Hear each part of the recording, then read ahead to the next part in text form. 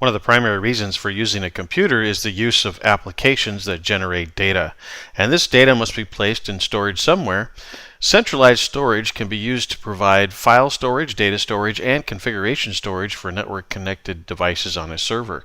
In addition to the centralized storage provided for your networked computers, Windows clients must use storage for the operating system, applications, and services that they run. In this chapter, you will learn about data storage concepts and the specific storage management features and tools available in Windows, including the following: data storage concepts, understanding RAID, identifying storage technologies, understanding disk types, and using online storage. Primary storage on your computer is in the form of volatile storage, which loses all data when power is removed. A couple types are system RAM. Your system RAM or random access memory is the memory used by the operating system and internal to your computer.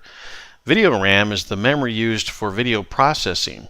Some computer vendors are now combining system RAM and video RAM together to indicate total RAM. Secondary storage is known as non-volatile storage, so it remembers everything even when the power is turned off.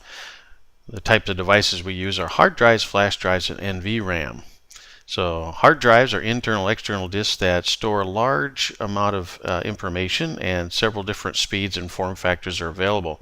Flash drives is an external drive that's typically a USB drive with a small to medium storage capacity. Also known as secure digital cards or compact flash cards and micro SD cards.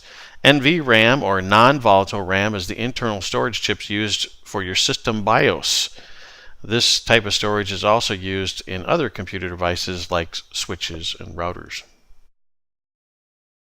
Newer technology called solid-state drive technology, or SSD, uses non-moving storage. SSD is far more expensive than traditional storage hard drives and is not currently used for typical server storage solutions, but it is growing popularity for client computers. On the back end, on large-scale systems, we see the SSDs being used for storage area network drives as well. The best hard drive for your needs depends on your answers to these questions. What storage capacity is required? What read and write speeds are required? What hard drive types are supported by the drive system? And how many drive bays or drive connections does the target system provide? Several hard disk types have been developed over the years. The following list describes the newer standards that are still supported today. You'll be reading about these standards in your textbook. IDE, ATA, SATA, SCSI, removable storage, USB firewall, compact flash, and eSATA. This table provides an overview of the speeds available with different external storage solutions. We can say USB has 3 different speeds, up to USB 3.0, which supports 5 gigabits per second. The eSATA standard supports 3 gigabits per second. We're seeing more computers coming out today that support the USB 3.0, which will be a faster standard. Windows computers today support 2 primary file systems, FAT and NTFS. The file allocation table, or FAT file system, is the older of the two, and the NT file system is the newer. FAT is a simple file system, and NTFS is a more complex file system offering advanced features, including security. Although FAT is the older file system, it is still commonly used on your removable jump drives today. The table compares the features of the FAT and NTFS file systems.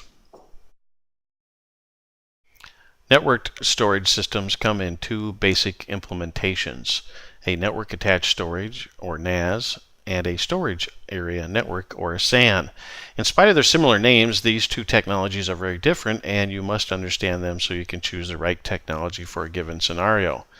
Special protocols are used by SANs to provide faster performance than those provided by a NAS. The 2 major SAN solutions that are common today are Fiber Channel and iSCSI. It can be difficult to keep track of all the different file systems and files on your network, so Microsoft provides a storage solution called the Distributed File System, or DFS, which is used to distribute files across multiple servers or to aggregate files that exist on multiple servers. This allows users to store their data on a network location and potentially have that data automatically replicated to other locations. DFS can aggregate files that exist on multiple servers into a single virtual location.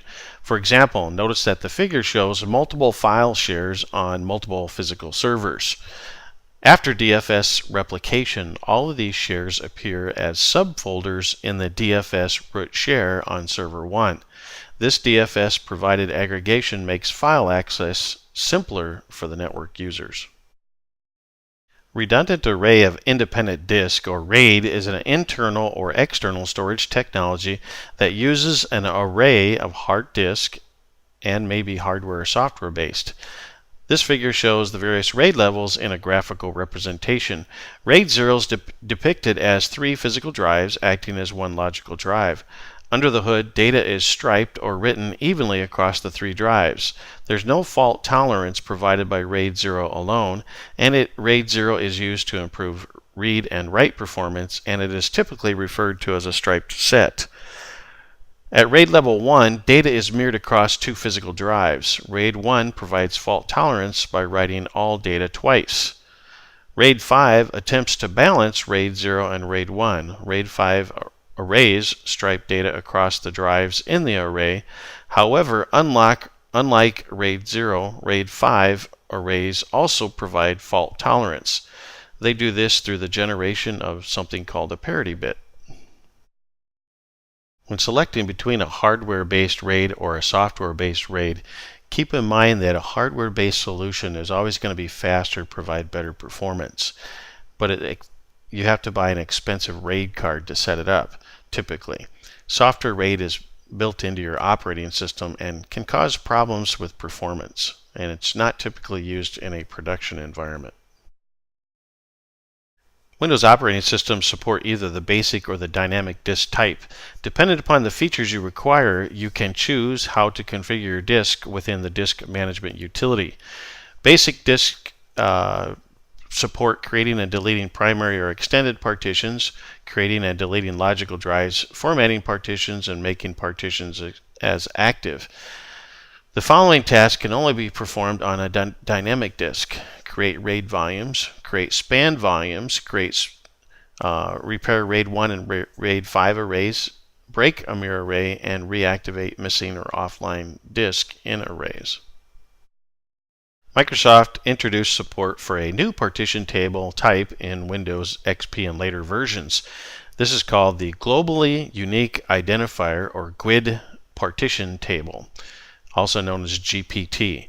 The GPT provides a more flexible tool for partitioning disk than the former MBR, or master boot record. MBR disks are limited to 4 partition table entries, and GPT partitions are not constrained to such a low number. Instead, Windows systems allow for up to 128 partitions on a GPT disk. Virtual hard disk files have been used with virtualization systems such as VMware and Hyper-V for several years. VHD files are data files on a physical hard disk that are used as hard disk drives within virtual machines.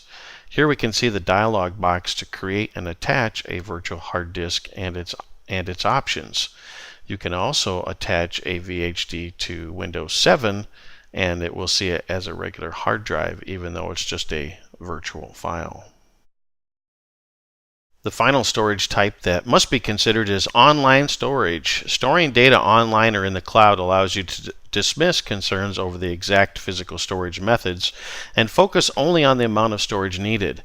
Students at IHCC already have access to SkyDrive by using their student email account. SkyDrive promises enhanced storage and management features, including 5 gigs of storage, organization. You can have a hierarchical organization. You can set security permissions and allow your friends to access your files. Flexibility. You can upload files in sizes as large as 100 megabytes and copy and moving, delete them, etc. You can display those images within a web browser, and you can share these files for collaboration with your fellow students or someone else. In Chapter 12, you'll be reading about data storage concepts, understanding RAID, identifying storage technologies, understanding disk types, and using online storage.